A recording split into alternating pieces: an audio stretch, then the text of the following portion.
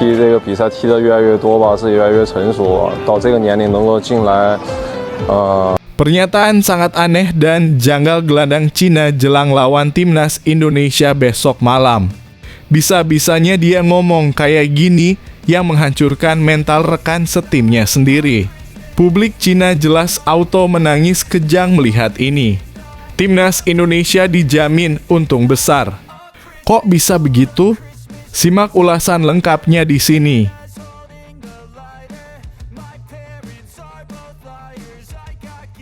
Jairo Riedewald ikut langkah Kevin Dix dan Calvin Verdon. Apa yang membawa mereka ke timnas Indonesia? Temukan alasan di balik keputusan mengejutkan ini. Apakah ada ikatan khusus di antara ketiga pemain ini?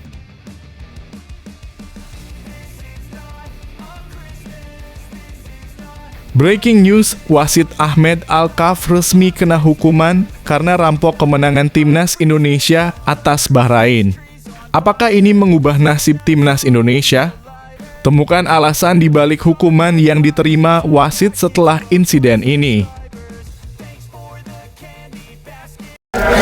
Mohon subscribe channel ini dulu supaya gak ketinggalan berita terbaru timnas Indonesia. Pernyataan sangat aneh dan janggal gelandang Cina jelang lawan timnas Indonesia besok malam. Bisa-bisanya dia ngomong kayak gini yang menghancurkan mental rekan setimnya sendiri. Publik Cina jelas auto menangis kejang melihat ini. Timnas Indonesia dijamin untung besar. Kok bisa begitu? Simak ulasan lengkapnya di sini. Gelandang timnas Cina, Li Yuanyi, mengingatkan akan potensi besar timnas Indonesia menjelang pertandingan kualifikasi Piala Dunia 2026 zona Asia yang akan berlangsung di Qingdao Youth Football Stadium, Selasa 15/10/2024. Li mengungkapkan duel melawan skuad Garuda ini diperkirakan akan menjadi laga yang menantang. Dengan banyaknya pemain naturalisasi yang bergabung, serta sejumlah bintang yang berlaga di klub-klub Eropa, timnas Indonesia semakin diperhitungkan. Saat ini, 11 pemain Indonesia telah berkiprah di liga-liga Eropa.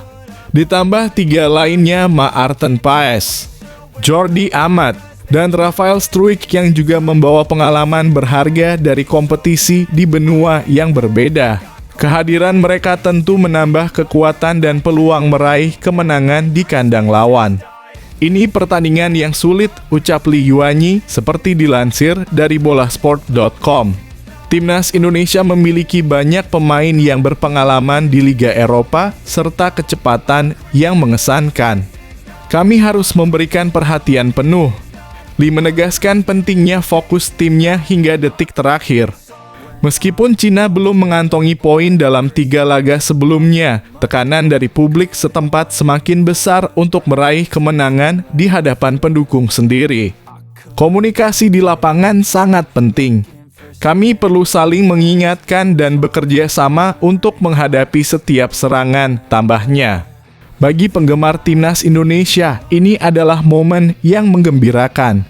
Dengan performa yang meningkat dan pengalaman dari berbagai liga, skuad Garuda berpeluang besar untuk membawa pulang 3 poin berharga dari markas lawan.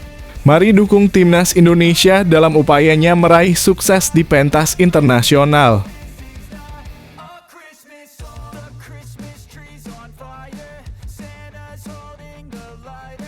Jairo Riedewald ikut langkah Kevin Dix dan Calvin Verdon. Apa yang membawa mereka ke timnas Indonesia? Temukan alasan di balik keputusan mengejutkan ini. Apakah ada ikatan khusus di antara ketiga pemain ini? Kabar gembira, Jairo Riedewald bergabung dengan timnas Indonesia. Setelah Kevin Dix, kini Jairo Riedewald menjadi sorotan sebagai calon pemain selanjutnya yang akan memperkuat timnas Indonesia. Proses naturalisasi yang tengah dijalani Riedewald mengikuti jejak Dix dan Calvin Verdon, rekan setimnya di timnas Belanda U19. Informasi tentang potensi bergabungnya Riedewald muncul setelah wawancara Yusa Nugraha, mantan pesepak bola Indonesia, dengan podcaster asal Belanda, Daniel van Laar. Dalam podcast tersebut, Yusa mengungkapkan bahwa Ria De Wald positif untuk membela timnas Indonesia, sebuah kabar yang sangat dinanti-nantikan oleh penggemar. PSSI sebenarnya telah mendekati gelandang Royal Antwerp FC ini sejak awal tahun. Namun beberapa cedera yang dialaminya sempat menghambat proses tersebut. Kini harapan semakin besar bahwa Ria De Wald bisa menjalani proses naturalisasi bersamaan dengan Kevin Dix. Jika semua berjalan lancar, ia berpotensi debut dalam laga melawan Jepang pada 15 November dan Arab Saudi pada 19 November 2024. Bila terwujud, ini akan menjadi kesempatan menarik untuk melihat Ria De Wald berkolaborasi kembali dengan Dix dan Verdon seperti saat mereka bermain bersama di Timnas Belanda U19. Salah satu momen berkesan terjadi saat mereka menghadapi Norwegia di Piala Eropa U19 2015, di mana ketiganya menunjukkan chemistry yang kuat di lapangan. Lantas, di posisi manakah Ria De Wald akan dimainkan? Mengingat pengalamannya, kemungkinan besar ia akan beroperasi sebagai gelandang, memberikan kekuatan tambahan di lini tengah skuad Garuda. Kedatangan Ria De Wald tentu akan semakin memperkuat timnas Indonesia menjelang laga-laga penting. Mari kita dukung proses naturalisasinya dan sambut kehadirannya dengan antusias.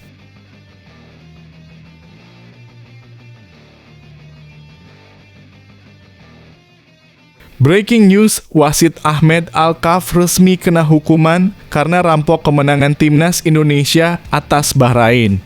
Apakah ini mengubah nasib timnas Indonesia? Temukan alasan di balik hukuman yang diterima wasit setelah insiden ini. Bagaimana dampaknya bagi kepercayaan wasit AFC di mata publik? Wasit Ahmed Alkaf resmi menerima hukuman karena merampok kemenangan timnas Indonesia atas Bahrain di matchday ketiga grup C kualifikasi Piala Dunia 2026 zona Asia. Kamis 10 Oktober 2024 malam waktu Indonesia Barat.